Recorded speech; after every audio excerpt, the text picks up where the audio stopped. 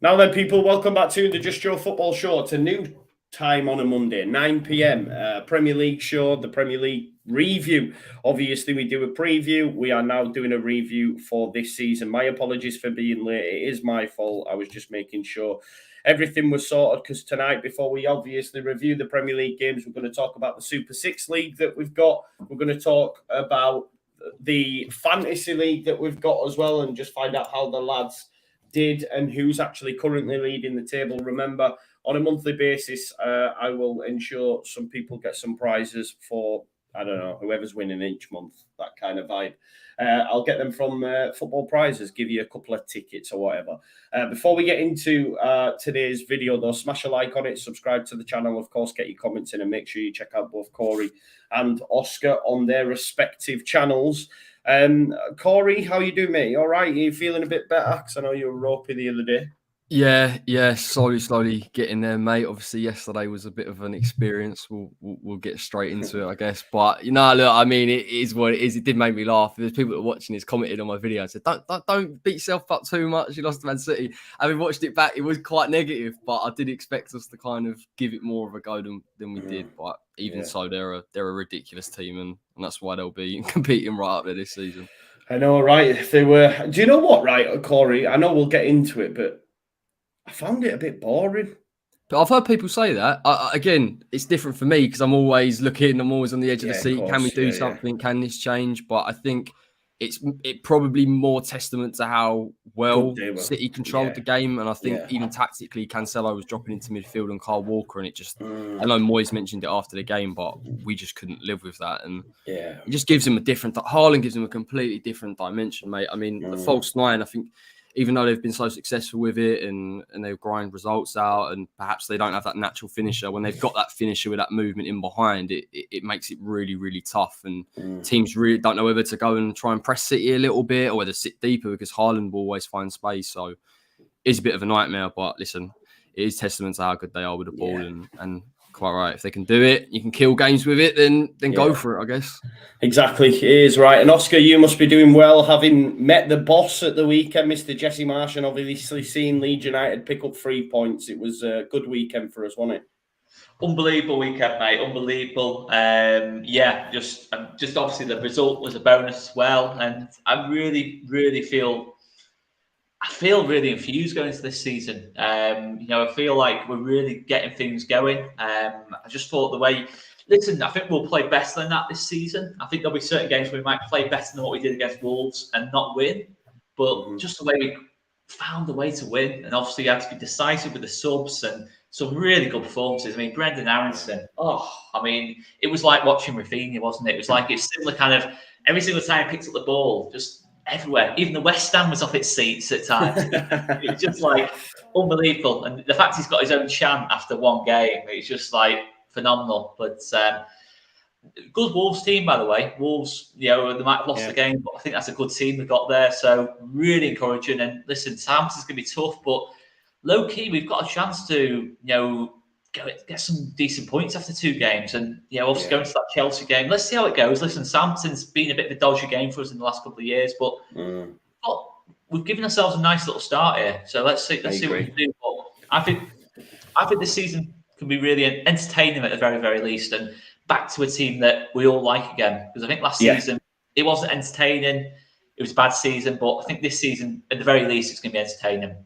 Yeah, no, it definitely will be, mate. I agree with you there. It was nice, and even I was like, yeah, fair play, Jesse. You know what I mean? I had to give him props where props due and that. The subs were bang on. It's difficult for me, but I was impressed, bro. Do you think? I think this week more than ever, I think the general all-round opinion on Jesse Marsh has just gone up unbelievable levels in the last sort of 48 hours. I think in terms of, so even see, I'm not going to call anyone out, but even seeing people who are on the more negative side on Jesse Marsh on kind of like social medias and that lot, even they've kind of turned around now. I'm not having to go at anyone, saying you can change your opinion, no question about that. But I think it's good. I think it's a really positive thing, the fact that we've got something really now to buy into. We've seen what a Jesse Marsh team's all about, and it's I think it's all positive. And in terms of when Jesse Marsh put his tweet out earlier on, I don't know if you've seen it. It was all positive kind of thing. All the replies are positive. I think in the past, last season, it was like, why are you doing this? Why are you doing that? And I think people are starting to really buy into this now, and it's brilliant. It's brilliant, and yeah. Yeah, it was good. It was good. Smudge is in the house. Big up Smudge. He says, evening, men. 2 happy faces at least. Yeah, well, listen, we'll get on to West Ham in a bit, but in a couple of years, Corey will look back and say, I seen his first Premier League game. That guy who was an absolute machine. You know what I mean? It's one of them moments. I know it's not great at the time, but you will look back and say, I seen that dude in the flesh. Oh yeah, mate. It was one of them. It was you were there moments. yeah.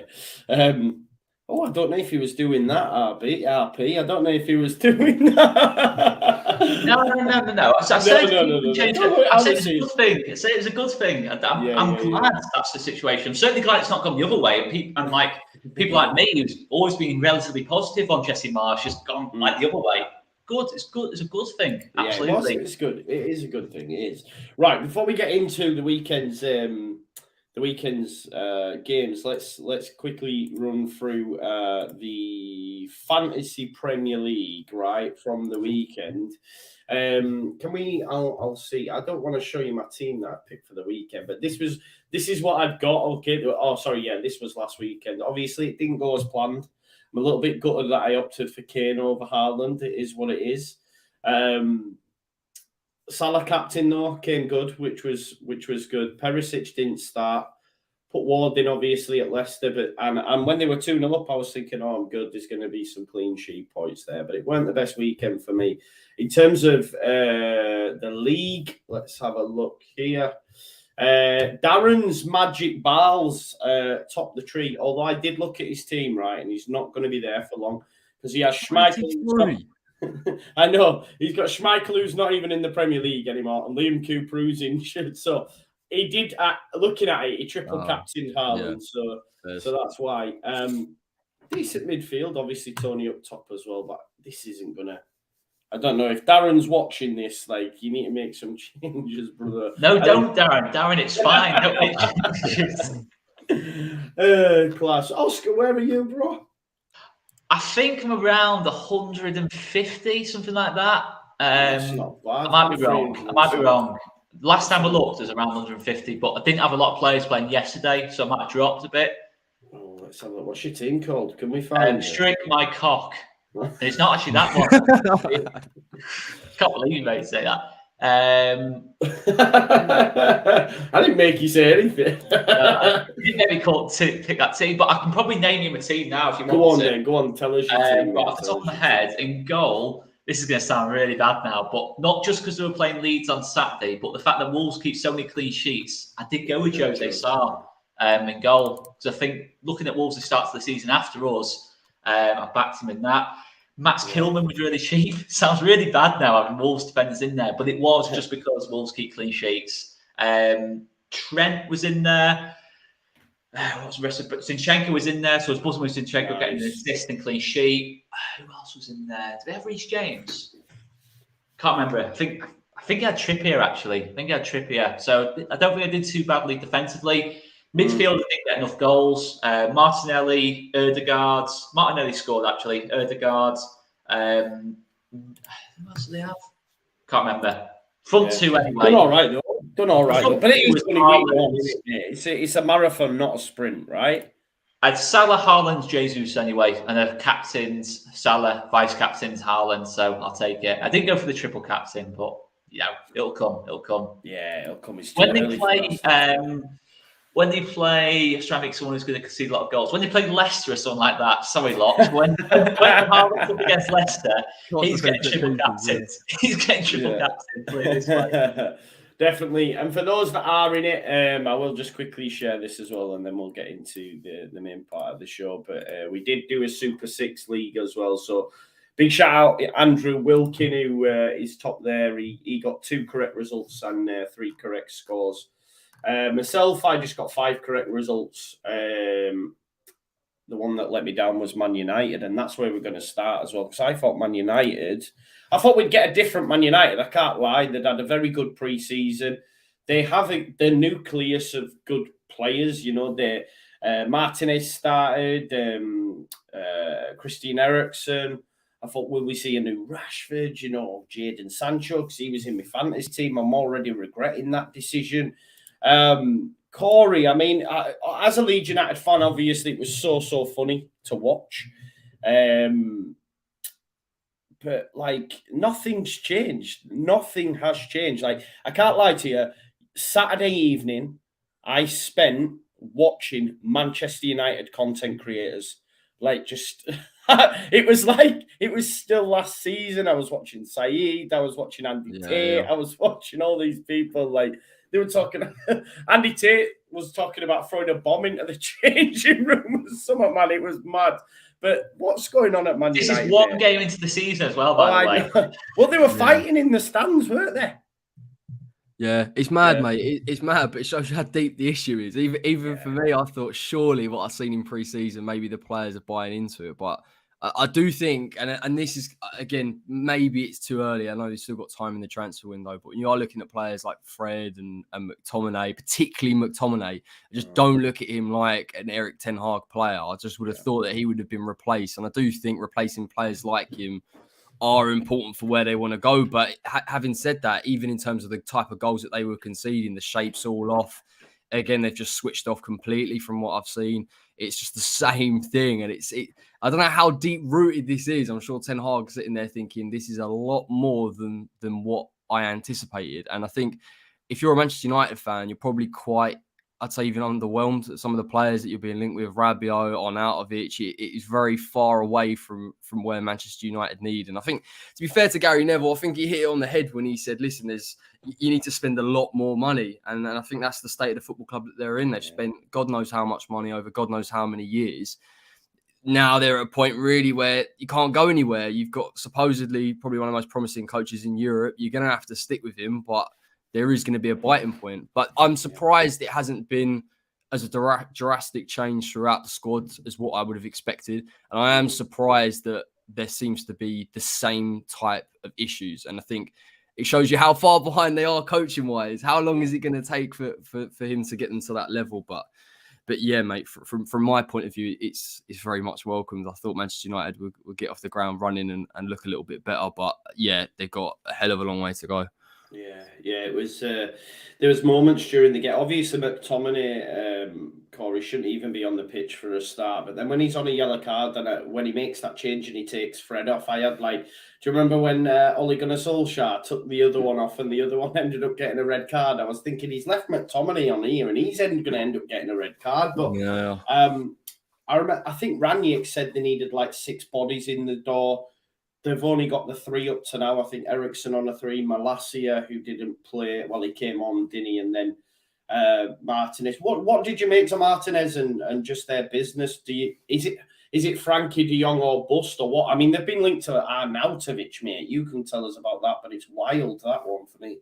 Yeah, that's a very, very strange one. That's not the Arnautovic that left West Ham. I could perhaps have got behind it a little bit if he was in his pomp for us and he can stretch the play. He's a good finisher. He's 33 years of age. It's panic stations, really, to be honest. On the De Jong thing, the strangest thing about that, whilst he's a fantastic player, I don't think it transforms Manchester United because I just feel like there's so many different aspects that they need to bring in. But the fact they've not got a backup to that position is a bit startling. I don't really understand it. That's basically De Jong or bust. There's no one else that they would like in the club. And I feel that they need better quality on the ball. I think that's why they've brought Martinez in, and they are looking at that type of fit. But this is what I mean. We talk about the politics of the club. When we started talking about the transfer window, it felt like Ten Hag wasn't being allowed to do what he wanted to do. I feel that if he'd been allowed to be strong enough, he would have made bolder moves. People like Maguire. I don't think Maguire's his type of player. He probably looks at him and thinks, he doesn't suit the system. He's not who I want. But again, you've got to work with what you have. Listen, look, I mean, Manchester United fans will probably tell you more than I can, but certainly I think this is just systemic. It's just been going on for a long, long time, and they'll talk about the ownership, and that's what I've had people that I've known say, Ten Hag's the answer. He's the only answer if you back him and you give him exactly what he wants when he wants. I can't get my head around him going out and saying, I will take Marco Arnautovic. If he does, fair play, but that doesn't sound right to me. So it's a bit of a mess. It does. It is a bit of a mess. We have had a comment coming from John H. and Oscar was saying just off air that Rabiot wouldn't even get in our side. You were saying, weren't you, Oscar? It's So that's another one. It's a mad signing. I was listening to some people today, and they were just flummoxed. Like, what are they actually doing? I mean, it's enjoyable. This is what I mean. It is funny to see this massive fall from grace, and then, we can even go back, and you can find people speaking about Rangnick being, Klopp's father and Tuchel's father, and then, he was gash, and then we've heard it about. Look, I do think Ten Hag is a good coach, but again, we heard a lot. Man United. I even fell into the trap, and I disliked them, but I thought, you know what, they're going to come back. They beat Liverpool in pre-season, etc., all that sort of stuff, and then you get that. Like, they were shocking, weren't they? I think you see the difference between a coach and a manager, and Ten Hag's got to be both. He's not just going to have to coach the players into being better, get the best out of Sancho, Rashford, McTominay, Fred, who are all kind of in that similar bracket now of not really, well, certainly Sancho and Rashford are. Maguire as well, you'd have to put in there too. And I think the coaching side of things, obviously seen from Ajax, he is a good coach. There's no doubt about that. But so was Louis van Gaal, so was Jose Mourinho, so was David Moyes was a good coach. I think just to interject on that as well. No, I think Ten Hag's the first manager since Van Gaal to not win his first home Premier League game as well, which doesn't bode well, does it, really, to be fair? No, but I will say Brighton are a good team. I think we all fancy Brighton to have a decent season. I'd be surprised if they're not. Maybe if they don't, they might not quite reach the top 10 with the players they've lost, Bazuma and Cucurella, but they'll certainly be knocking on the door. But they'll never ever be in threat of anything lower than kind of like top 10, mid-table. So they're a good team. We've got to definitely caveat that. And they have beaten Arsenal away last season, Tottenham away last season, and took some really good results last season, giving some really good teams scares. So there is that to consider too. But I think, you've got to look at that side of things. I think if you're... The Ronaldo situation sums it up for me, where it's the difference between the coach and the manager. Their performance clearly improved with Ronaldo on the pitch. There's no doubt about it. He did give him a new dimension. He gave him runs in behind. He gave him that little bit of quality. He's quite clearly their best player. There is no question about that now, whether he's 37, whether he wants to stay or doesn't want to stay. He's their best player. And you can see, really, people have criticised him, but you can see why he wants to leave. He's 37. He probably wants to be in a serious team. You can't really blame him for that, can you? But what do you make then, Oscar? What do you make to the management of that situation, though, by Ten Hag? Obviously, because he doesn't want to come into a situation where he's having to deal with that, and then obviously Ronaldo leaves early, and he's like, right, well, I'll bench you, but then they're that rubbish that he has to go, I'm going to have to bring him on here. Do you know what I mean? I thought he was going to do it at half time. So I genuinely said on the watch along that I did, like, he's going to end up winning them this bloody game, and it'll all be like, we've got to keep him. Obviously, it didn't happen, but like, what do you think Ten Hag should have even played him, or what? What should happen with Ronaldo? I can see why he didn't start him, but I think he bottled it, to be honest, not putting him on at half time. I think he would have given a real clear message. But I'm buzzing they didn't do it, because I think if they had put him on at half time, they might well have got something in the game. I think, Brighton saw it out quite nicely, but I think if they'd done it at half time, it probably would have had a bigger impact. But I think when you look at Man United's situation, they clearly need goals. I think Rashford and Sancho are they reliable goal scorers. Is Martial a reliable goal scorer? Is Bruno Fernandes to an extent? But again, I think he's the only reliable goal scorer they have. And surely it's not rocket science. You can say whether he fits the system or doesn't fit the system. You need the goal scorer. You play him, kind of thing. It's not for me a complicated situation. If Ronaldo hadn't been there last season, I genuinely don't see how Man United would have finished above a West Ham or other teams around there, Leicester and that lot. I genuinely don't think they were better than him. I think he was just the difference between the two. And I know clearly Ronaldo is not the player he was. It's absolutely blatant, and it's very unlike me to ever be defensive of a player like Ronaldo, because I can't stand him. I've never made any jokes about that. I can't stand the guy.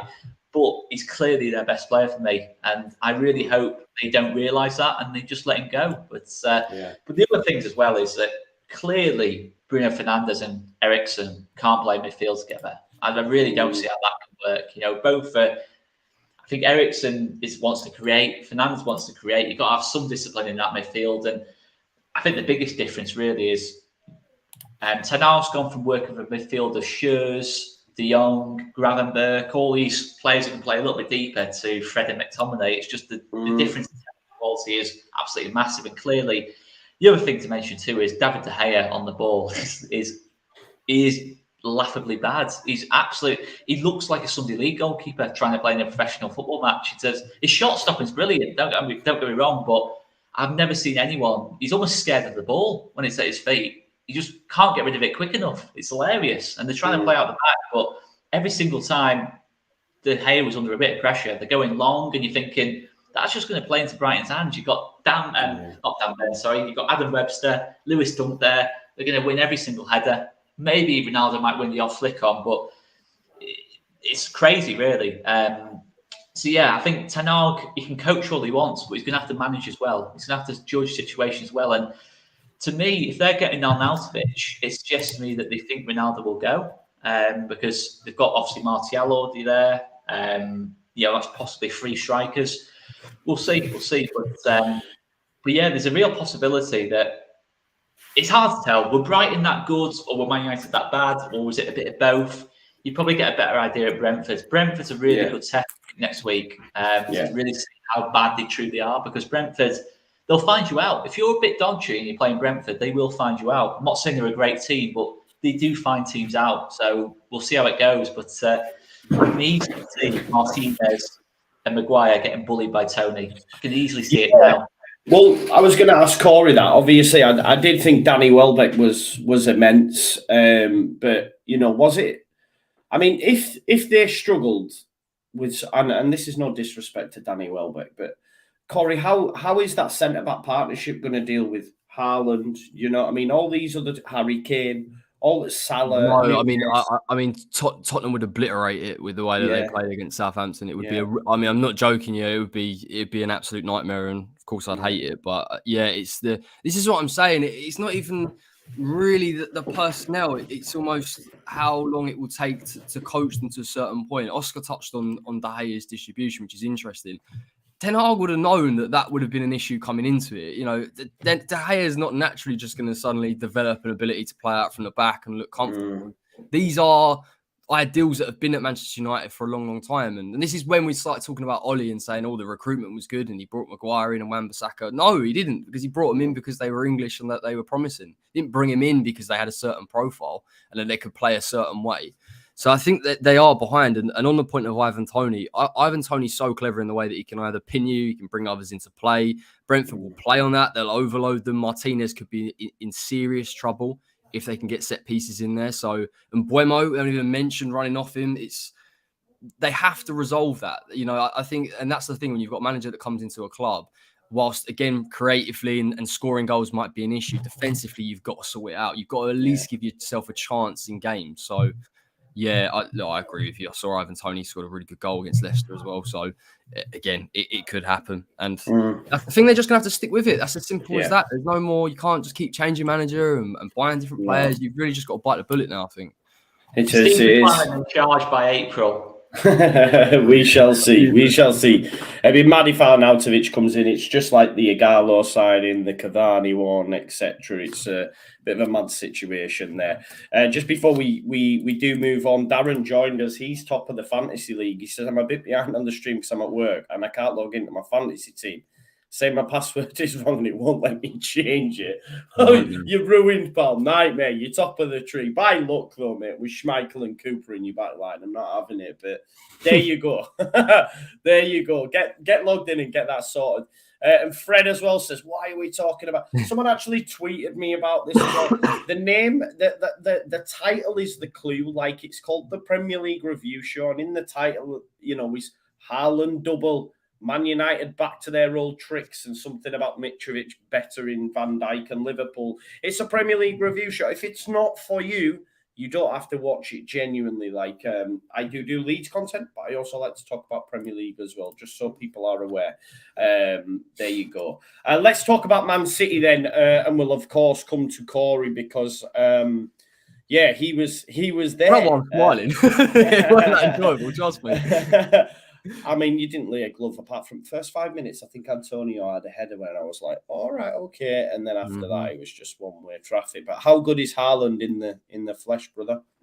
Yeah, he's very, very, very good. Unfortunately, it's the speed, it's the athleticism. It's really interesting to watch him live because I think at points in that first half he didn't really have to do the second half because the game sort of stretched and he could just get in behind our back line. But he was trying to drop deep and build play, and I think that's the side of his game that clearly Guardiola will want to work on. But if you're talking about a player to play on the shoulder and have this burst of pace that just causes absolute nightmares, then yeah, he's going to score goals this season. And it's such an interesting watch because I think in the past, when you've seen City with the false nine, it's been kind of easier to mitigate a little bit. You can sit deeper. Perhaps they don't have the physicality. Perhaps they can't find the space. But I think having Haaland, even against low block teams, I think he had a header in the second half. He should really do better from that. He should be sitting on a hat-trick, to be honest, because he can find that space. And it opens it up for De Bruyne. De Bruyne second half, having a player like that running in beyond, finding that space, it shows his quality. So I think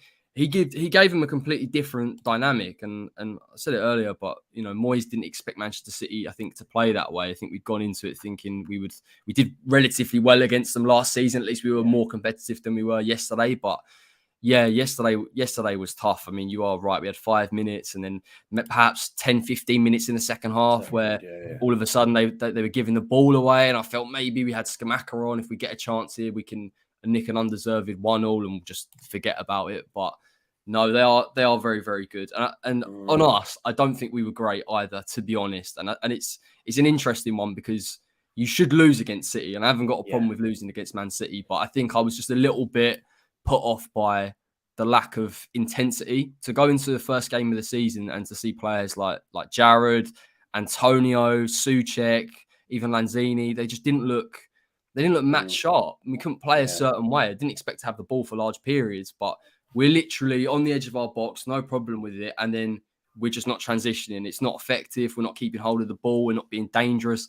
Mickey's not holding the ball up and then turning in behind. So it was a bit like, okay, we are literally holding on here to set pieces and moments of magic. But I think the only real highlight of it, I mean, Ben Johnson did okay as far as a right back playing a centre back can do. But I think Scamacca was really positive for a guy that clearly half fit. Has clearly got a lot of elements in his game, which I'm quite excited about. I think he is definitely a step up, and look, I'm excited. There was the header when he was offside, wasn't he, as well, which was from quite a distance out. I know. That's decent, even man. Even when you see him from almost like from a standstill, he's jumping in the air and he's beating an Ake and he's looking comfortable. And it's not just that. When he's winning the ball, he knows who's around him already. He's finding someone and then he's playing it off. And he's a very technical, good player. And I think if he was just that dimension of he holds the ball up, he knocks it on and doesn't get involved, then, it is what it is. But like you say, for the header, he was involved in the build-up and he's on the shoulder of defenders. And that's kind of what we need in that final third, someone that can find the right space. But yeah, I was a bit gutted. It wasn't what I wanted West Ham to look like. And Grealish gave Soufal a little bit of a run around, unfortunately. So it is what it is, man. Play Jesse next week, so fingers crossed. There you go, mate. I hope you're batter, and we'll talk about that a little bit later on. But it's quite funny you said that, Duncan, because on the watch along, I actually mentioned that because I remember his video where he said, "How many times this season are we going to hear Havertz, Lukaku goal?" But for that second City goal, Oscar, when it was De Bruyne, Haaland goal, that's something we definitely will hear all season. I mean, you put it brilliantly on Twitter about how do you defend it? You know what I mean? Just mention what you said about that, because it is like, what do you do against this side? It's one of them. Like, just to say about City is this is a very different style of play for City in terms of compared to how they played previously. Obviously, they used to have Sane, Sterling, pacey wingers. Sometimes Jesus playing out there. It was all about the pace out wide, all technical quality in the middle of the pitch, and just spread it out wide and and play that kind of way. But now they've become just it's pass.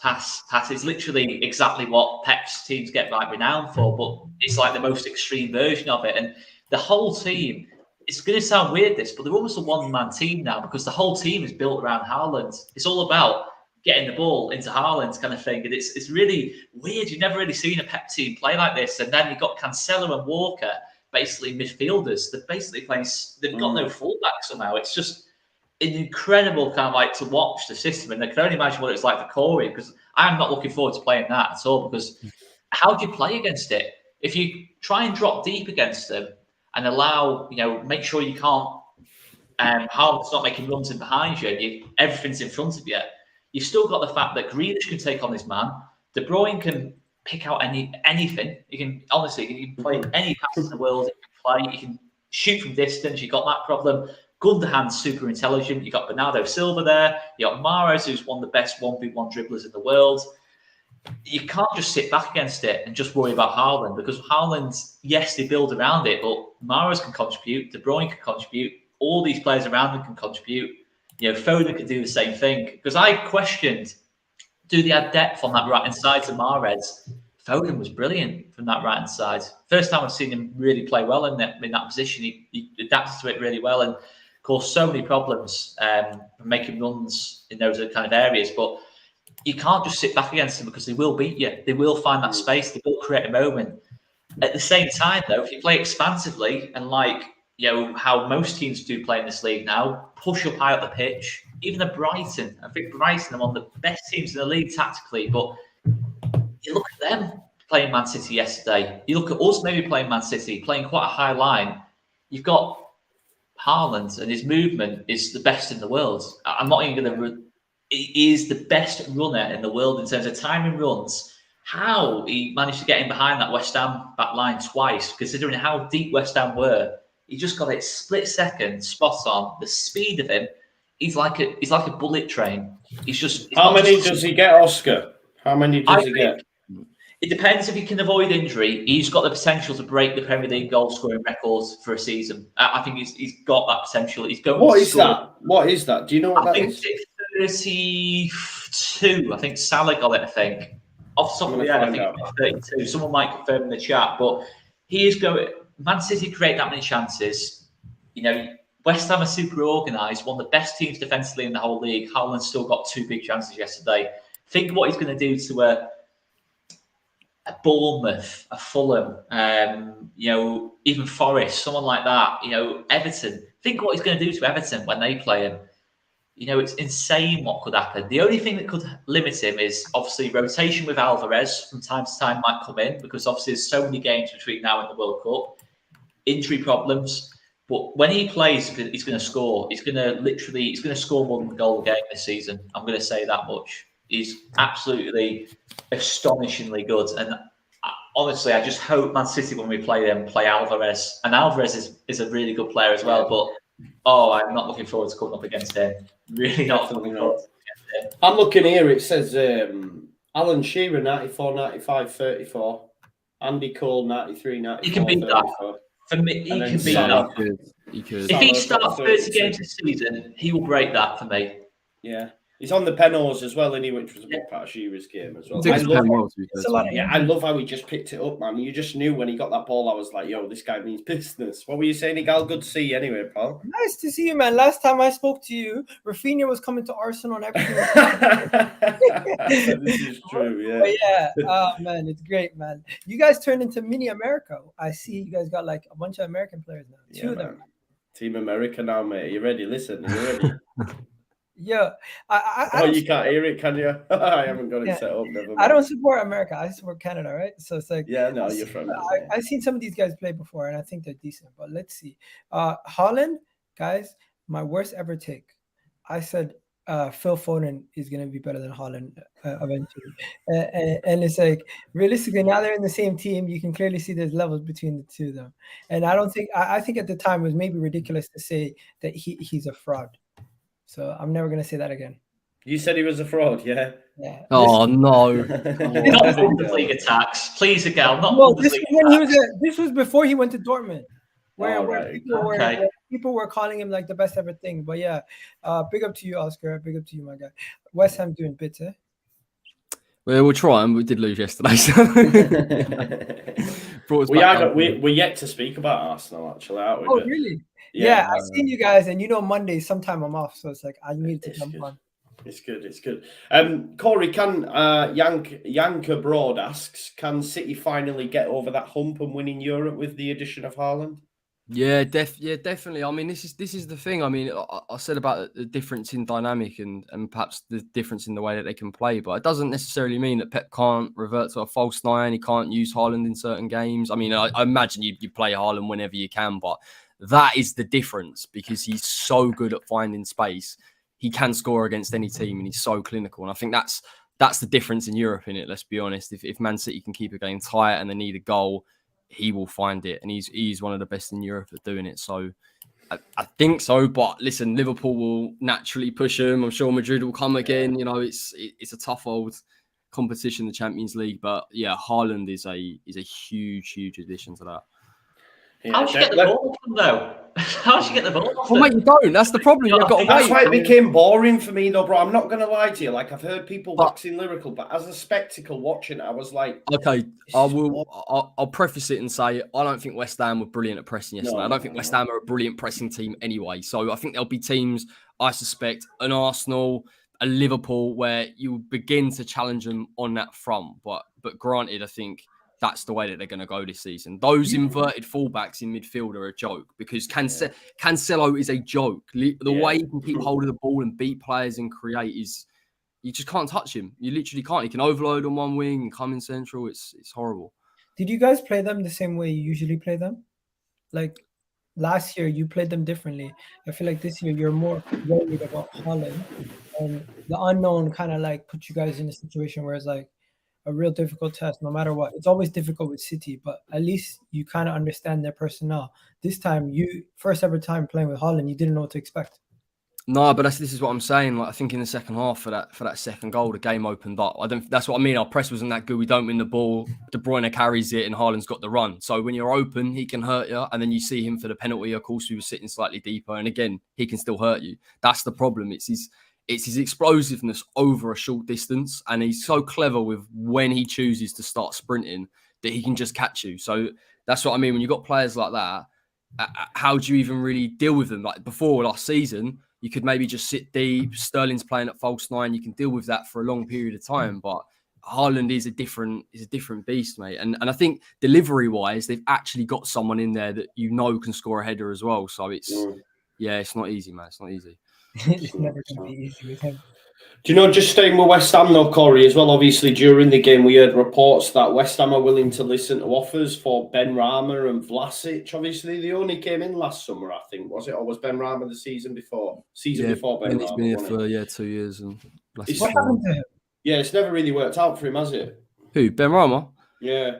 I think Ben Rama's actually done better than what people forget. I mean, he got 17 goals and assists last season, which is quite a lot for a player that can be incredibly frustrating and inconsistent. So it's not that he's not adapted, but he come on yesterday and, it is that consistency. It's like, can he go to another level where he's beating players, where he's got that strength? Can he carry the ball like Jared can? He can't. So I wouldn't let him go personally. I think it's the wrong time to do it. You definitely keep hold of him because he's certainly a useful player. I'd even look at keeping hold of Vlasic, to be honest. He's had a decent pre-season.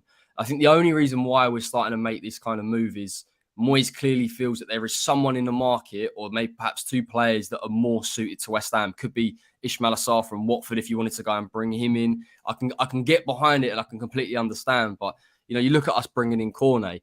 That we could have done with Cornet badly yesterday because of how different he is on that left-hand side. So I'm not surprised with the players that are being linked away, but I wouldn't necessarily say off you go, thanks for your service, unless we're guaranteed to get players that are improvements. So Moyes knows it's massive. Like, he's spoken so many times in press conferences how big this window is. And I think, we've been knocked back by Nana and we've been knocked back by Kostic. So it is going to rumble on, but I wouldn't let Ben Rama go. That's the one player I'd just say, just keep him for a year. If it doesn't work out, then sell him and say fair's fair. But he's how did you lose Onana to Everton out of all clubs? Mad, isn't it? It's money, mate. We're learning the hard way, I think. It's a bit of a strange situation, but I think they offered more money. I think they waited. I think it's a bit weird with West Ham anyway, from what I was hearing. Moyes and the board perhaps weren't too keen on him, and we bid 4 times. So it's all a bit strange. I just want to get to the end of the window, get 4 players in and move on. But that's a mad one, mate. I can't lie.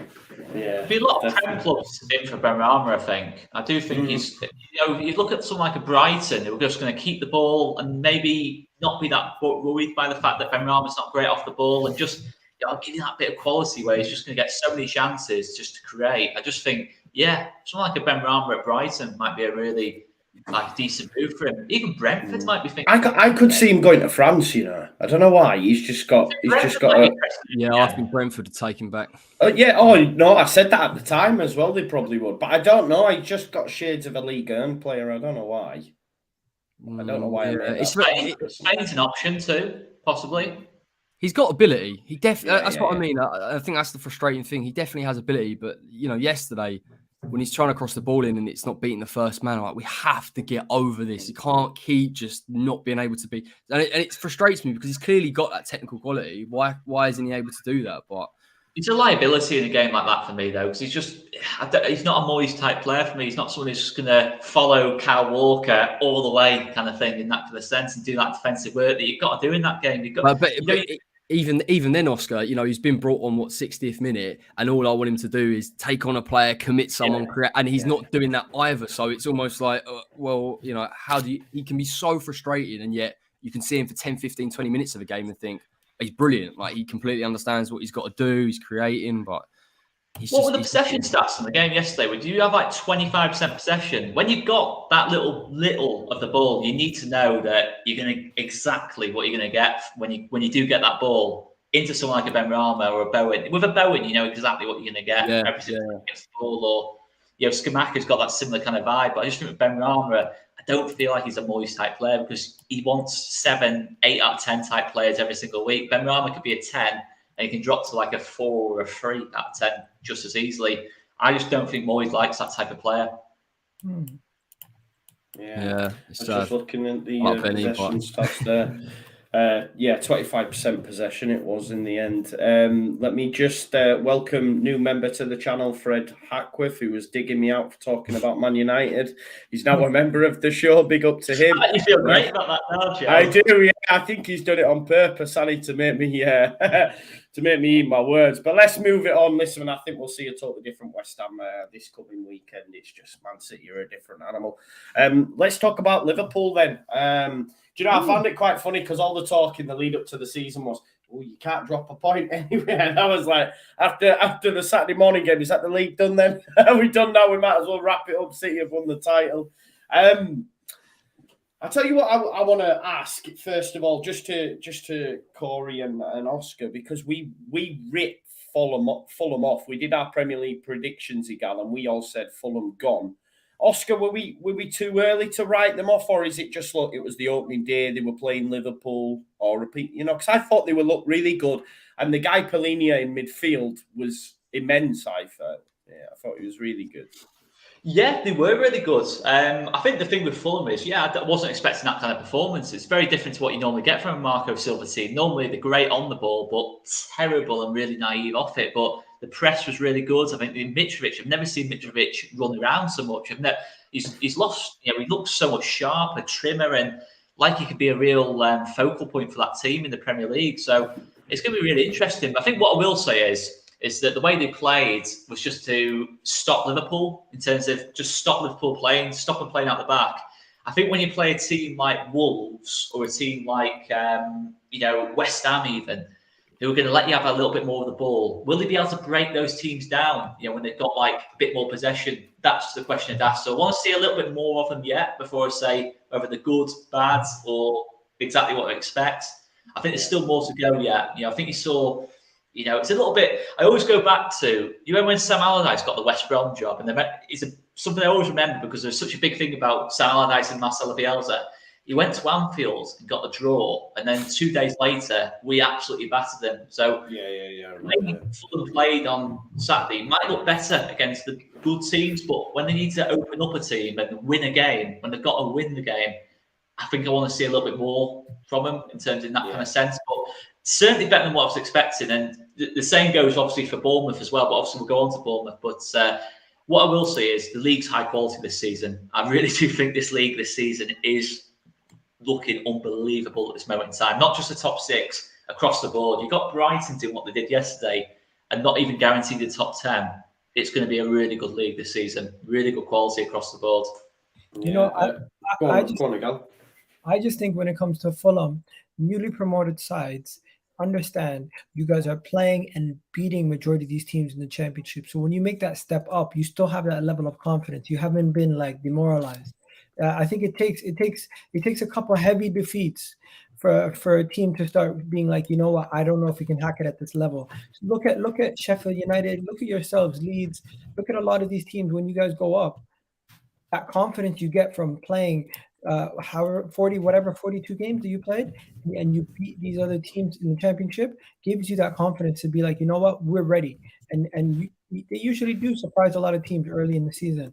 Obviously, Fulham have been going down many times over the past couple of years, but teams that come up, they can definitely be a surprise package and destroy some teams or catch them off guard. Look at Brentford, look at Sheffield United, look at Leeds, of course. You got a bunch of teams that do this on a regular basis. So I wouldn't be surprised if either Fulham, Nottingham Forest, or one of these guys stayed up, because one of these guys always end up staying up.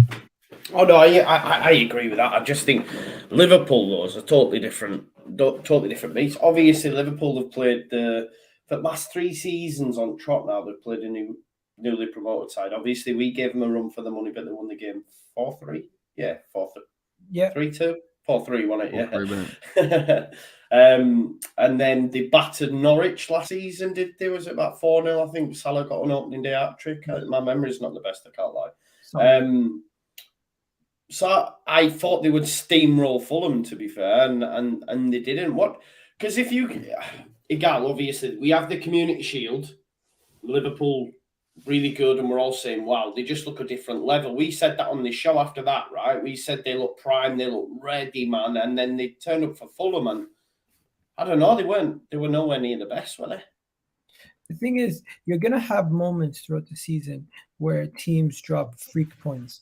You'd rather have it be early in the season so you can get into form later in the season. I just think Liverpool, this game, I don't know what to say, honestly. I just feel like Mitrovic had a game of his life.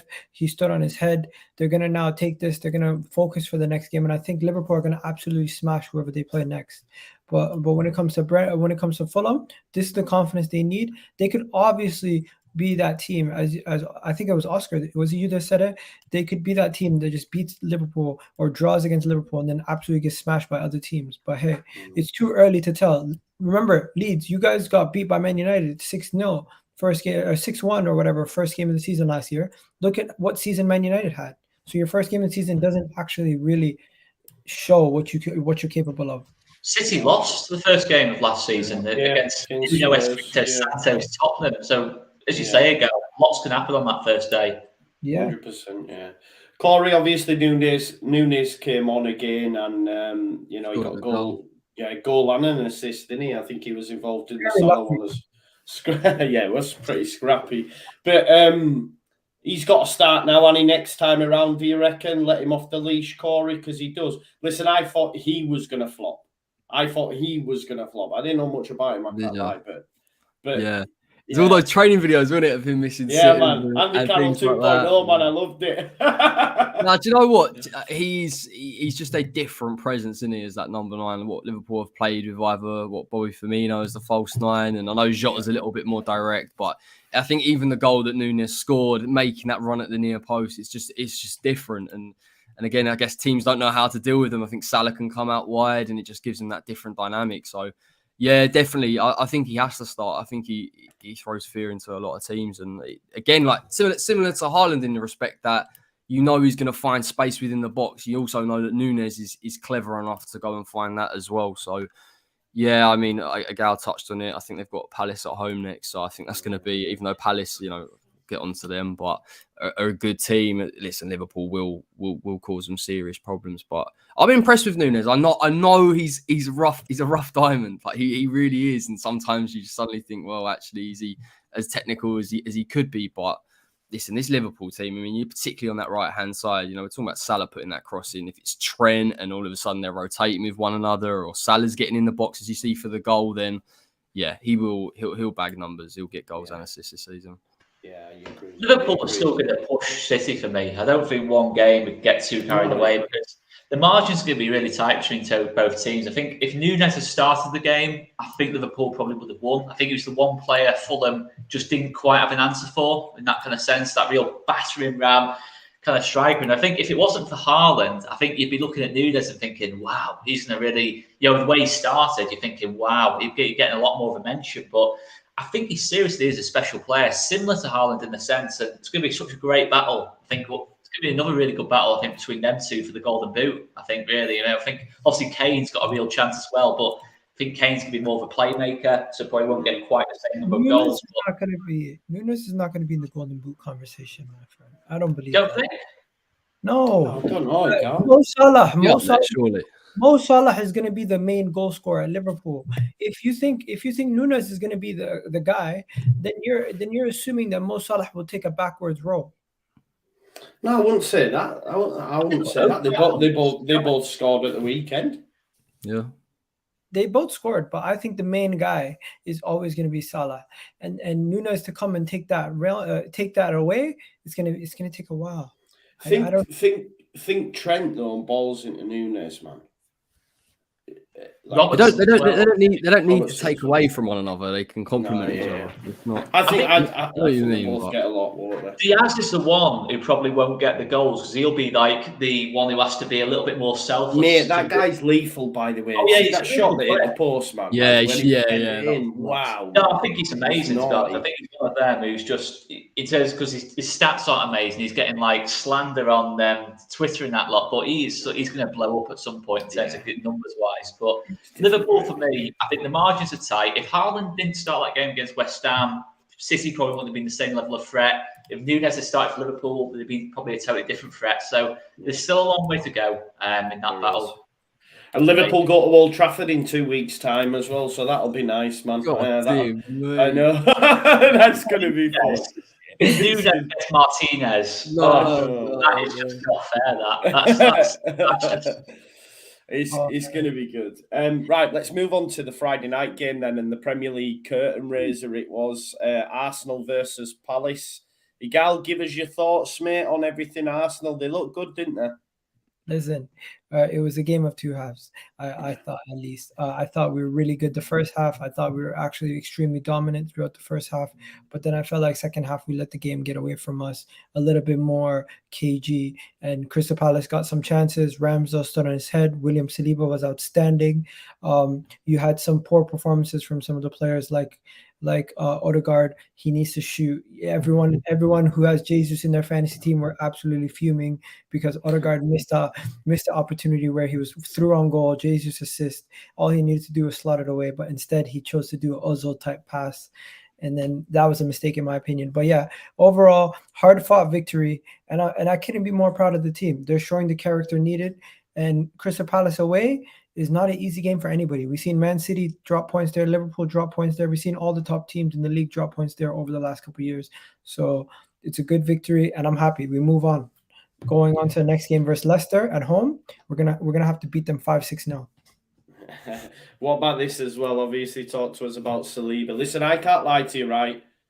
I threw a bit of shade because I was like, all these Arsenal fans just keep going on about Saliba just to batter Arteta with it. But you could argue that Arteta's managed it perfectly, really, because he was immense, wasn't he, on Friday?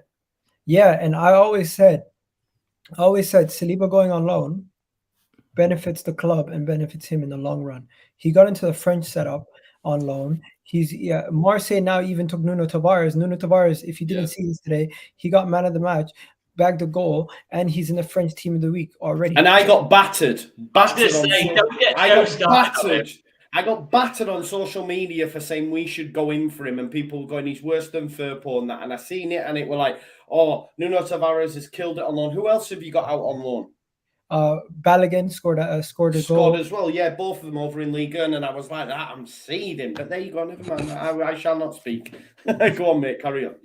But yeah, long story short, I feel like this Arsenal team is a much better outfit than it was last season, and people will slowly but surely realize that it's not about the amount of big names you bring in or anything like that. It's about the system and the way that the players you bring in suit the system. And hopefully everybody we brought in. Plus, keeping my fingers crossed, we get Tillemans and a winger over the line before the end of the window. And I'm aiming for higher than fourth, man. Hopefully, we can get third.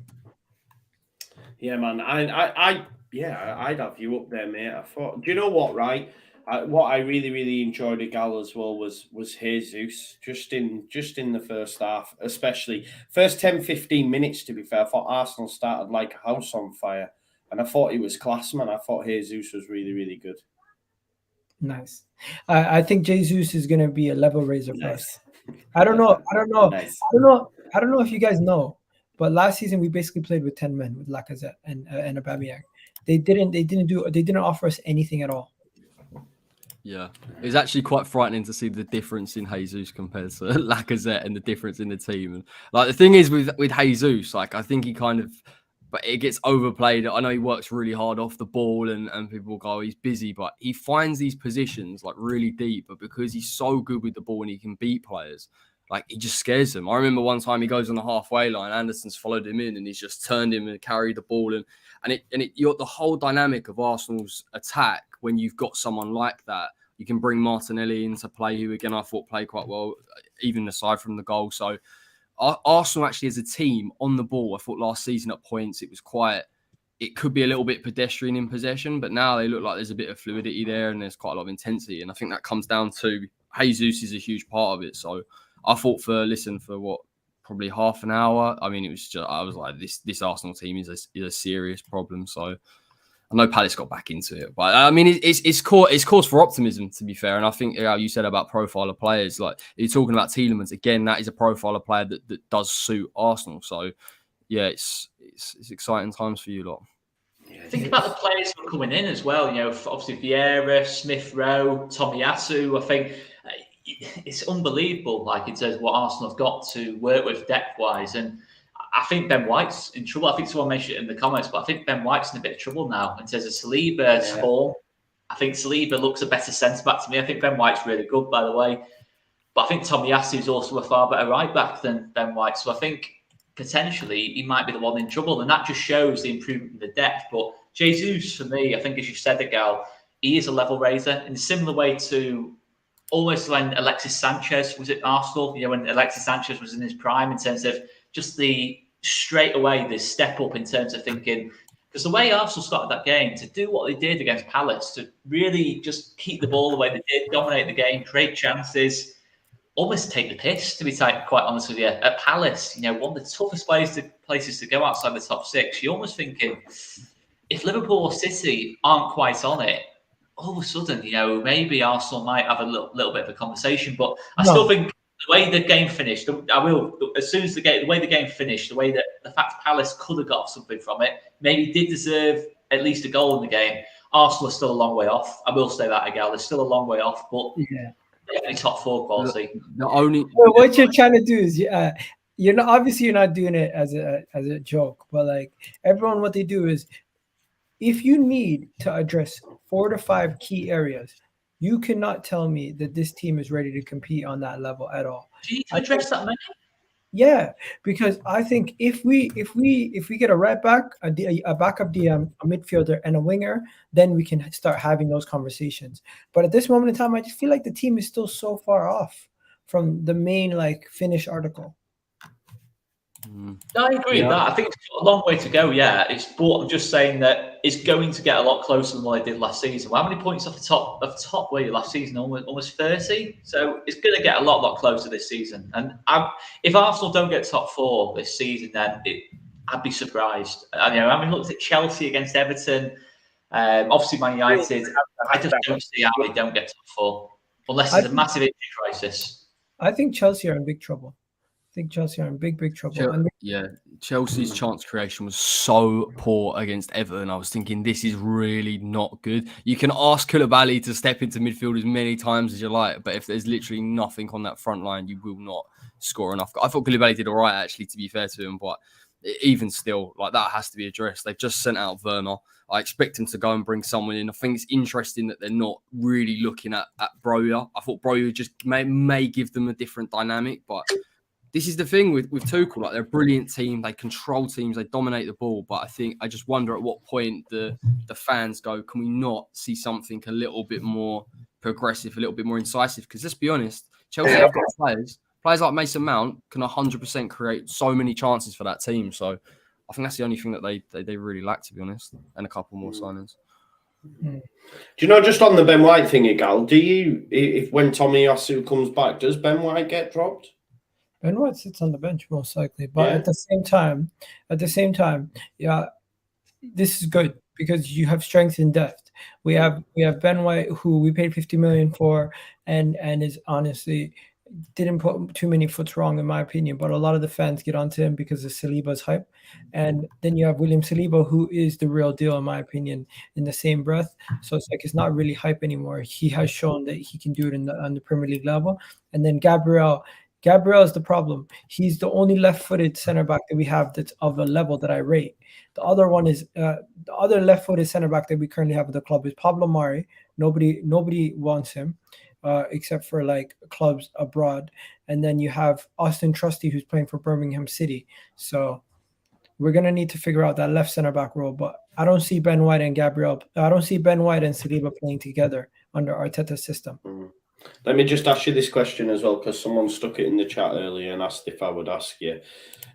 Gal, would Vieira or Potter do a better job at Arsenal than Arteta? I think Arteta still gets too much stick. He's actually a really good manager.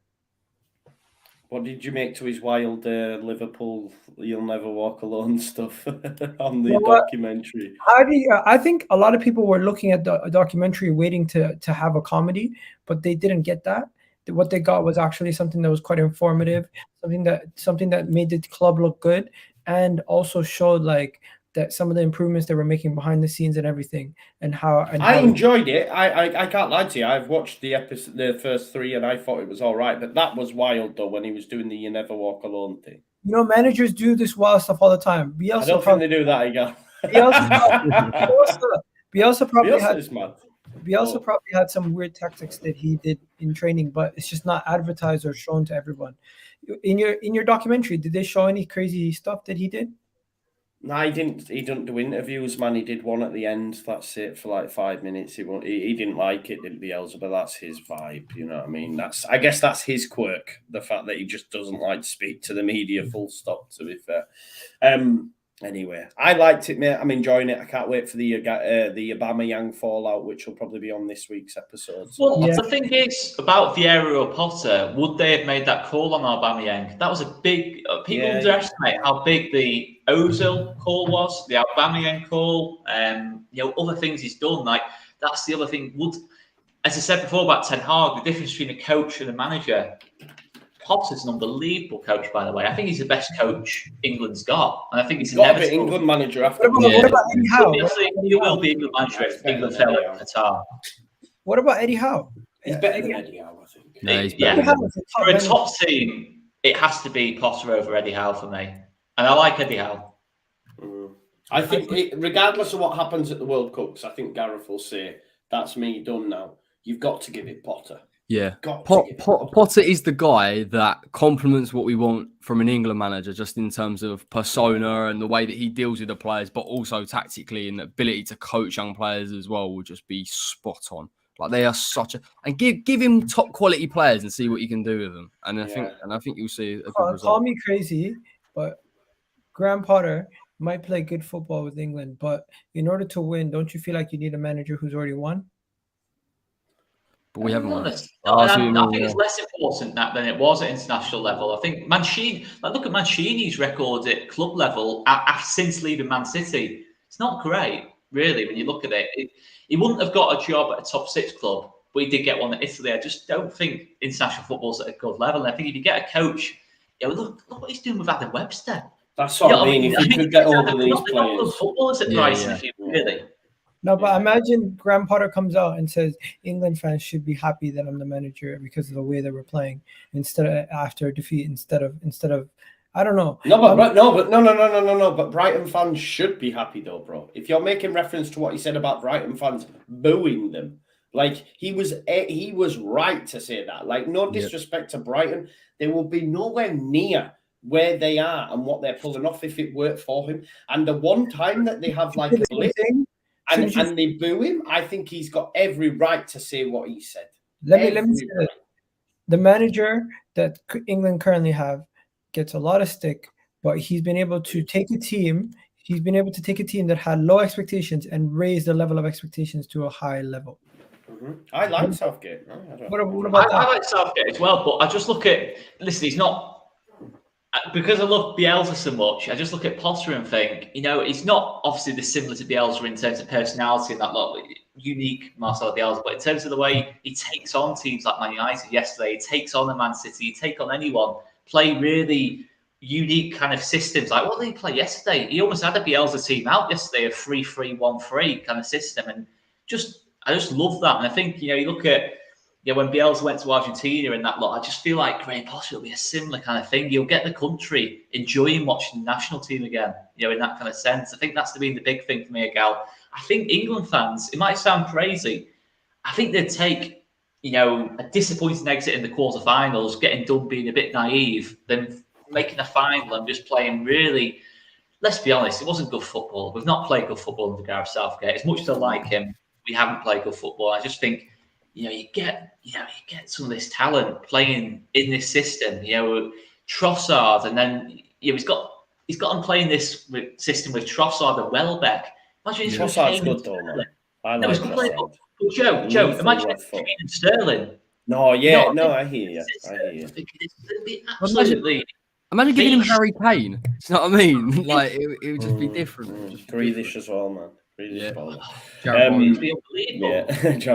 To do it, we have to do it. England, as much as we do. It's difficult to do it. We have to pay whatever money Brighton want. Give him what he wants. True. I don't think you're gonna get it. I don't think you're gonna get him anytime soon. If not, it probably will be Howard. He's gonna be the Leicester manager before he's the England. I don't know. We'll see. The World Cup finishes before end of year, bro. It's not that far away. I could see it happening. But... If Southgate wins or loses, this is his last tournament, regardless. I think so. I think he'll say, right, that's me done, and probably have another crack at club football and it'll bomb. But it is what it is. I did have a comment up there. I hope that is a big, massive joke, Alex, because that's just not the one for me. Definitely. No, he's not England manager, Paul. No, he's not. To be fair to him, we did sort of put him in the same bracket as Frank Lampard and all these different coaches, but he's better than that. Come on. Let me ask you guys a quick question. England have this like bottle gene that you guys do, right? Do you think it has to do with... We don't have a bottle gene, bro. We've not been there like far enough. Don't get there. We just shit. Do you think it's the mentality of like some of the players, you don't have enough winners in the England team? Because like a couple of years ago, you had a team full of Tottenham players. Harry Kane's your captain. He's a Tottenham player. Is there a coincidence? I'm not going to have a go now. A team full of Tottenham players, like which ones? Like I don't know. A couple of years ago, you had Ali, you had Winks in there, you had Dyer in there, you had Harry Kane. It was crap. It was absolutely. We did not be by Iceland, Gal. No one was loving that team at all. But I love how many Gals try to make it a Spurs thing. You know? No, because look at the women's. Women's have 0 Spurs players. They won the trophy, right? But I haven't got the second, Gal. If we're going to be consistent here, okay. I'm kind of answering, but I'm kind of serious. Oh god! Right, you can have a go at Harry Kane, and listen, I've questioned Harry Kane's big game performances, but ultimately, it wasn't nothing to do with that. In terms of we just missed the penalties. Oscar thinks Origi's better than Kane, man. For God's sake, I've defended him, man. I've defended him. I'm just saying that there's nothing to do with Kane not performing in big games. We just missed a load of penalties. You know what I mean? We missed 3 penalties in the shootout. It was all that cost us. But ultimately, even if we had won that Euros, I still think we can do better. I still think we can play. I was better for you guys. I was in Toronto on vacation watching that game, and I'm like, thank God I'm not in the UK right now, because it's like the absolute carnage the streets would be, and just the anger. Because I remember watching the semifinal game, seeing everyone celebrating outside my window here, and then just watching you guys lose in the fashion that you lost. It builds character. Hopefully now they've learned.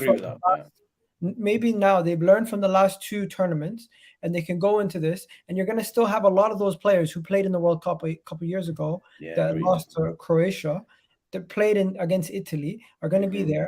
And you know what? It could do England a whole lot of good. I agree with you, man. It's all about experience, bro. That's why Arsenal. Yeah.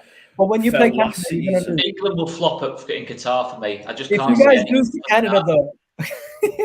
I'm actually a bit worried. We'll do all right. But I think that's. I can't see anything other than England flopping at this moment in time. I think it's in a really, really bad place now. Do you think we not get out of the group, Oscar? We'll get Brendan Aronson, mate. Brendan Aronson in that USA. I think it's a tough group. I think it is a tough group. We could easily finish second in that group. Yeah. I'll say We're going to finish through it, but Morocco. What is it? Morocco, England.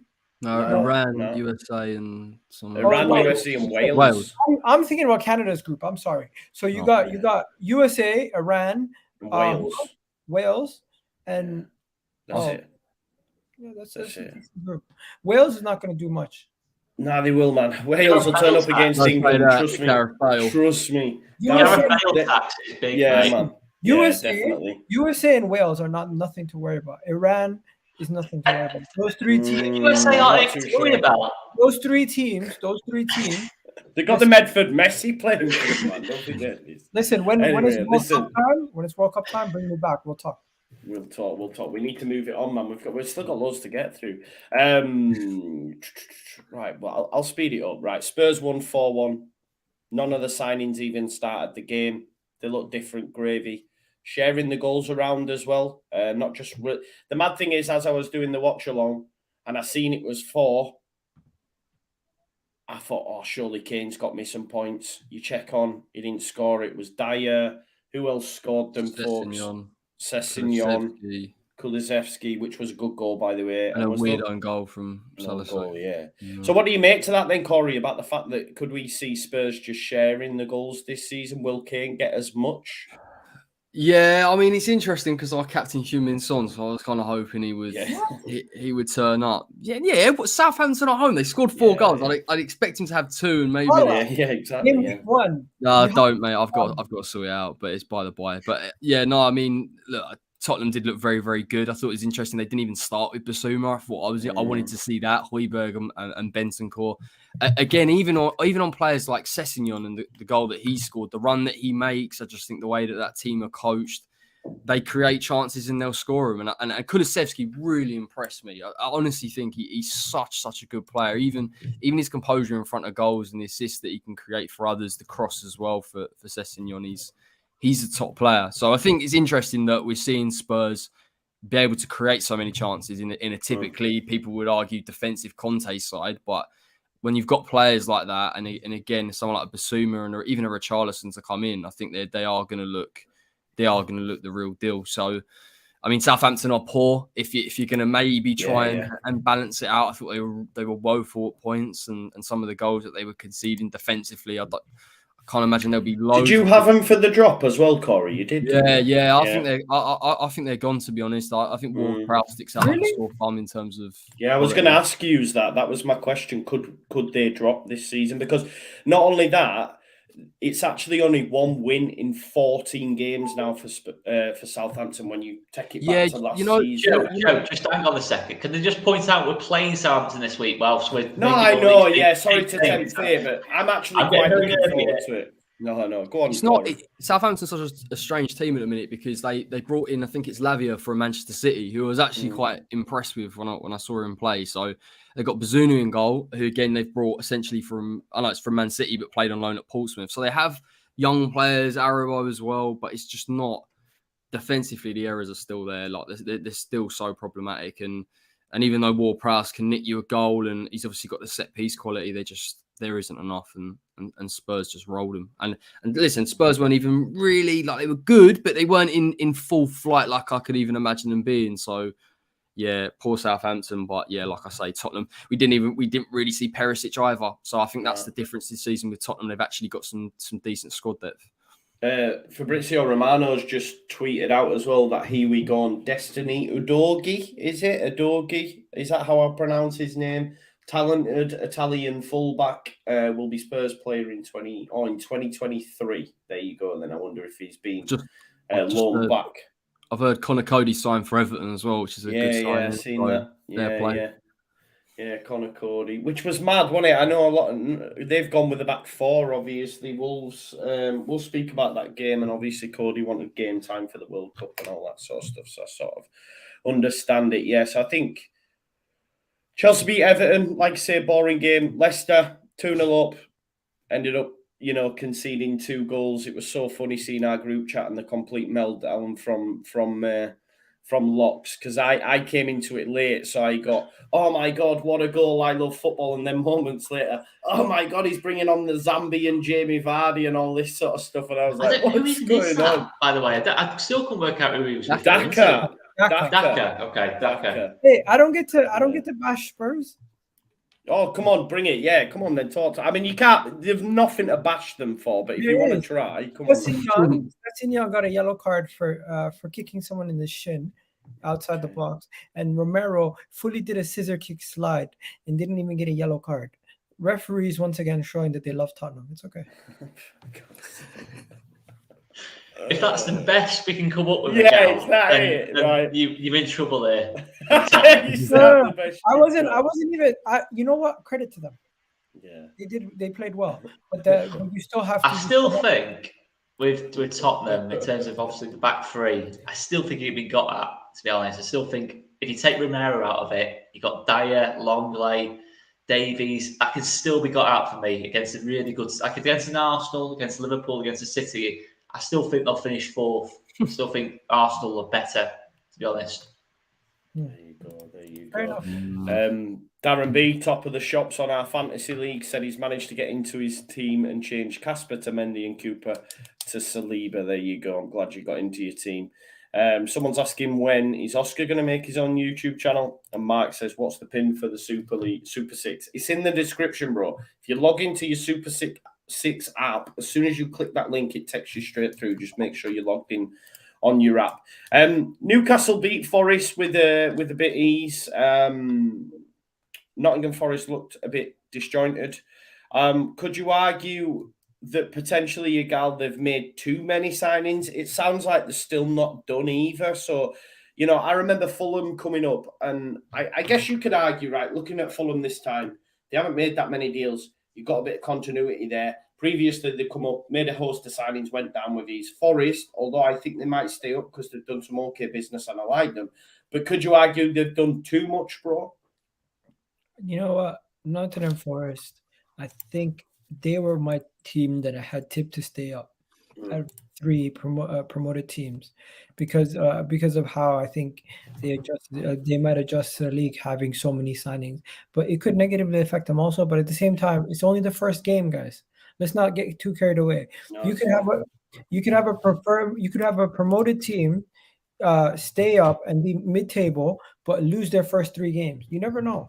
So I'm just gonna sit back, wait. Once Jesse Lingard starts going, I think he's gonna start firing because he did at West Ham. I think he's of the level, way better than Nottingham Forest. He's gonna definitely perform to a high level. I don't know why West Ham didn't sign him. Maybe you could tell me. Oh well, we can't open that can of worms, mate. It's just can't pay the money these days. Can't pay the money. You've got to enjoy this though, Corey. Jesse Lingard versus Newcastle. 0 duels won out of 7. 0 dribbles completed, 0 successful tackles, and the guy played 90 minutes. Yeah. I mean, look. I mean, the stats are quite damning. I watched clips of it in which I thought Jesse was still trying to get in decent positions, but it's probably more of an indictment on where Nottingham Forest are with a completely new team. How long that's going to take to settle in? How long is it going to take for him to actually get involved? Whereas I think I know what you're saying. You bring a player in with that kind of wage attached to him, you expect him to hit the ground running. But it's not going to be that simple. Like, it's going to be tough. Look, I still think Forest will stay up because I rate Steve Cooper as a manager. And I think he will probably be able to get them to tick. And I still think Lingard is a good signing. But listen, I think from what we saw on Saturday, it's gonna take a little bit of time just to adjust. And I think what we've seen is other teams. I know Fulham have made. You all right? Yeah. I'm all right. I was just never go on. Oh, sorry. It wasn't that interesting. It was just basically like Bournemouth basically haven't made too many changes, and I think they did well with a relatively similar team. So maybe that suits them. But No, I'd put something up on the screen that I wasn't supposed to. I clicked the wrong thing and then I put my hand I up could to just say see you sorry. going. Yeah. You thought I was going, right, stop now. Yeah, I've had enough. Don't talk about Bournemouth. I don't care. No, sorry, mate. I missed that. My bad. Obviously, You Leeds already United. talked about Chelsea. What you say? You already talked about Chelsea. Nah, we just brushed on it. I thought it was a rubbish game, bro. Do you want to give us some Chelsea beef? I just want to ask you guys quickly: who plays the most boring football in the league? Is it Chelsea? I personally find Chelsea quite, but considering the quality they've got, yeah, I'd probably say considering that, yeah, probably Wolves were up there. Wait. Do you agree? Do you think City is the most plays boring football? No, I don't, mate. I'm just saying. No, I'm joking. Joe's on his own on that one. That's a very hot take. No. It's so boring watching KDB and Haaland in the same team, mate. It's so boring. I don't know if you've seen my tweet, but a Chelsea fan on my channel yesterday came out and said he's a visionary on terrorist football, and he says Pep Guardiola plays a different style of terrorist football to what Jose and Tuchel play. I'm like, what? He's like, basically, Jose and Tuchel, they play defensive. Pep, what he does is he keeps the ball on one side of the pitch and doesn't let the other team have it. So that's like, he's like, it's boring, it's annoying, and there's no real fairness. He's like, it's not fair. It's not fair to that good. Sham's not happy. Look, he said, Arsenal fan, you can't be chatting about any Champions League teams. There you go. Oh. They're coming now. They're coming for you, bro. Listen, you won't be a Champions League team after this year. Don't worry. I don't think there will be either. Right, okay. Oscar, give us your moment, mate. Leeds United won. And do you know what I found satisfying, mate? We've been written off by a lot because people outside of Leeds don't understand that we've made acquisitions that are better suited to the team, and they just say they've lost the two best players. Who've they bought? Bunch of Americans. Jesse, American. Nah, they're rubbish. We actually turned up, and I thought the new additions were great. I think only, I forget the player now, but only one player in the Premier League covered more distance than Tyler Adams. I read a stat as well in terms of successful pressures. Aaronson top of that, yeah. Yeah, well, I think That's the team insane, as a collective by the way, his numbers.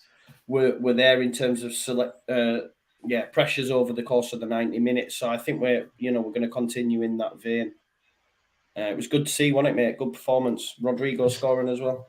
Yeah, listen, it's only the first game of the season, and not going to get too carried away. I still think, of course, in that sort of first 20 minutes of the second half, we did show a little bit of inexperience, gave the ball away a few too many times for my liking, got pinned in a little bit by Wolves, but we found a solution to it. We started to create chances against a really well-organised team. Brendan Emerson, every single time he got the ball, was having a go.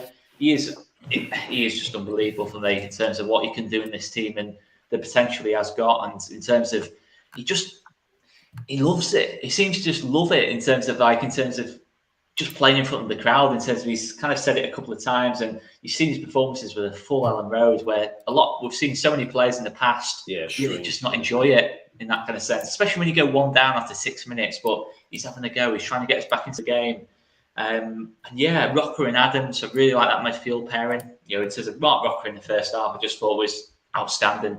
I've always KP-esque in the first half. Mark Rocker, to be totally honest with you, the way he's pinging balls that left foot, it's so much more pleasing as well with a left-footed player. I don't know why it is, but you just don't see it very often. It's just gets on that left foot, he's pinging the ball that way, he's going back on himself the other way.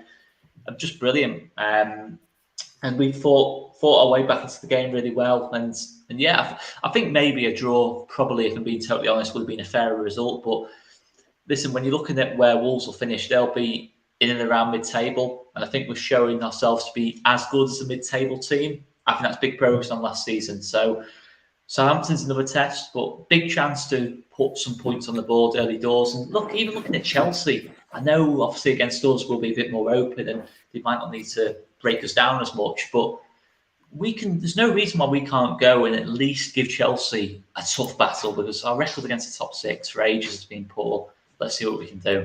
Yeah, Bamford being back is a game changer for you guys. He missed pretty much the whole end of last season. Am I wrong? Yeah. No, you're right, man. So with Bamford back, you guys actually have that goal threat back, and he just offers more. He's more than just a goal scorer. He does a lot of work for you guys. And it was nice to see Sam Greenwood get some game time. Is he going to get a lot of game time this season, you think? Yeah, he will. Yeah. I met him. I met him at the gym. Really? I met him at the I met him at the local gym on the day that he signed his new deal. Man, it was mad. He was just passing. Thing is, like, so obviously he's from Sunderland. No, but he's from Sunderland as in born in Sunderland. Yeah, but he was at Arsenal for a bit, and we got him from Arsenal. So he lives in Sunderland, and obviously on the day the contract had been signed, like you assumed they'd do the pictures at that day. Do you know what I mean? But it must have been the day before because I'd just seen all the tweets, and then he walked past me in the gym, and I was like, "What the hell?" Yeah, it was mad. Did you get a picture with him? Yeah, I did, mate. Yeah, of course. He's a short guy. Well, he's about the same size as me. Yeah. Do you want to see? I'm only 5'8". Really? So he's 5'8". I thought he was. I don't know. Check my Instagram, innit? I don't know. Maybe he's a little bit taller than me. One sec, I'll show you, man. One sec. Let me have a look. No, my apologies. Yo, Stephanie, you're right. Chelsea are. No, he's a little bit taller than me. Yeah, I'll show you that. Oh, wait there. What have I done? This is awkward, isn't it? There you go. There's me and Sam. Look. Oh, there you go. Yeah, he's taller than me. Yeah, he is. He's a lot taller about the same height. Definitely not the same height. But there you go. Yeah. Right. Okay. We're going to finish on this, right? Because someone asked this question. The reason I'm going to put it in there, which manager is going to be first to be sacked? Because there's a case, and I know I've backed him in the past, but there's a case for Steven Gerrard. Obviously, they were beaten comfortably at the weekend by Bournemouth. He spent a lot of money. He's been backed a lot. It was so funny. I heard Grizz call Diego Carlos the Brazilian Harry Maguire. He said, "Trust me, he's no good. He's no good."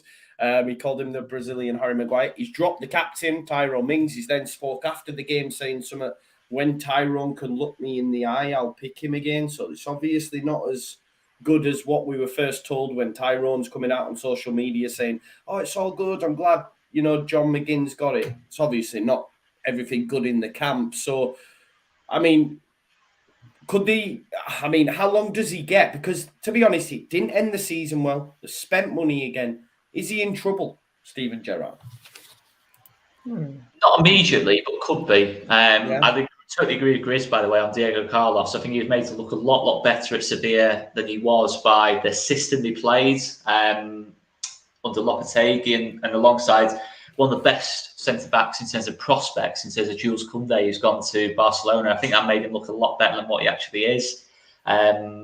Again, he's probably an improvement on Tyrone Mings, but yeah, they've done a lot of business, Villa, but have they actually improved the team, really? Like, is Boubacar Kamara, is he that much of an upgrade on Douglas Luiz? I think Douglas Luiz was fine. I don't think Douglas Luiz was part of the problem at Villa. I think they had other problems in different areas of the pitch. I think it's early days, though. Kamara's levels. And I've not seen enough of him. Douglas Luiz is not actually a traditional DM. Kamara is more of a traditional DM that actually breaks up play and protects the defense. So he didn't do it very well against Bournemouth, mate. I know he didn't play well against Bournemouth, but we also have to understand that transition from the French league to the Premier League sometimes is not as easy. Not only Saliba can do it, not everybody. Thing is with Villa, though, they do have when you actually look at their team, it's a lot better than what they're showing, and it's kind of like when Gerrard come in, I thought I was really impressed with how they're able to understand and grasp his ideas. But having watched the type of goals granted, I didn't watch the game in terms of chance creation, but the goals that they conceded from the set pieces and then the breakdowns, it was just really odd. It almost looked. I mean, Kiefer Moore's header is a joke. There's no one near him. He's literally got the freedom of the box. So.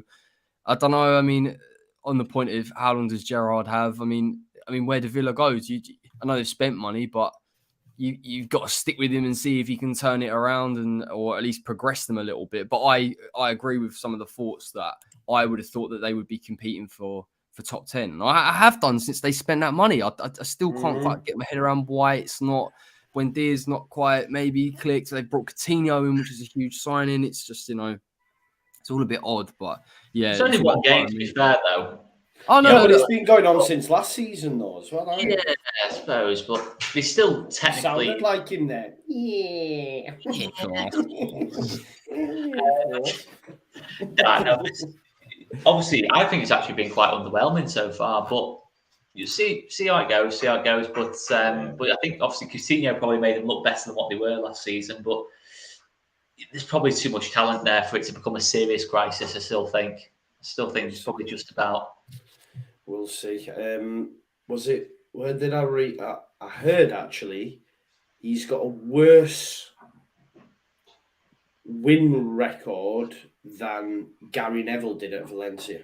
I've seen that. It was a tweet, wasn't it? Well, Valencia at the time were a much better team in La Liga than what Villa are in the Premier League, I will say. No, but coming back to what Corey said, with the money that they've spent though and everything, do you know what I mean? It shouldn't be going that bad, I guess. So we'll have to wait and see. Like you said, it is early days. It is early days, of course. Really early. Really early, yeah. Second to last comment coming in does sum it up quite well, to be fair. Obviously, comparing to Arteta's start with Arsenal, and it's a similar kind of rebuild, I guess, to an extent. Maybe less expectation, but yeah. Is that it? Yeah, I think that's a good. I think. All right. No. You went like that. It's less expectation, but and then went silent. I will give you guys a random name. You let me know what you think about this. Thomas Tuchel potentially getting sacked. Someone mentioned that in the chat as well. There's a lot being made about his. He's not getting the best. He's not getting the best out of the players. New owner, not his man in that coaching seat. Also, let's be honest, he won them the Champions League. I rate that out a lot, of course. But overall, their team is imbalanced. They're not going to get all their players in. They have a lot of players that they want to leave. They don't have a DM, but they have a bunch of 8s that are playing as 6s. They had Reece James in the midfield at one point in the last game. So I don't know what to say to you guys, but I think Chelsea have a lot of problems. And attacking wise, they have issues. Midfield, they have issues. They still need to sign more defenders. Fofana would be a good signing. Yeah, but definitely. I just feel like there's a lot going on at Chelsea, and people are just saying to themselves, Chelsea's good. There's no issues. There's no that. I think there's a lot of underlying issues that people aren't speaking about. No, there is. You're right. I don't know if you managed to see the video of Thomas Tuchel where he was doing JME. That's not me. It is brilliant, man. It is absolutely brilliant.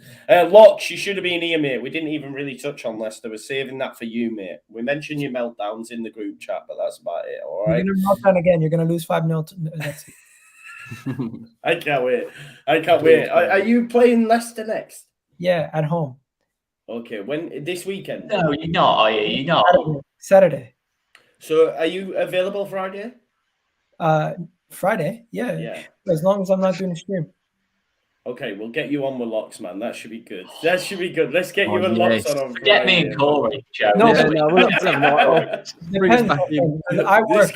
Right. Locks Friday, Igal Friday. We'll set up a time, obviously. Locks, you're my guy, man. I don't know why you unfollowed me on Twitter. I hope you're good. Why is he unfollowed you on Twitter? Igal, I'm going to make a safe bet here. You're probably muted as well, because if you've been unfollowed, he's done mine and Joe's Twitter trick as well. I'm just going to stir it up further now. Nah, I'm just messing around. I don't even know. I got a new Twitter, so check it out. Yeah, make sure you check it. Make sure you check out EGTV, Corey on his channel, and of course Oscar on over on All Leeds TV. Thank you for joining us, Igal. Thanks for popping in as well. We'll see you Friday. This show will be back. There's no Friday night football, so we'll do a preview of the weekend's game. I've enjoyed the first Monday back, the first Premier League weekend back. Thanks as always for tuning in, and we'll see you soon, folks. Smash a like on the way out as well, people. Thanks.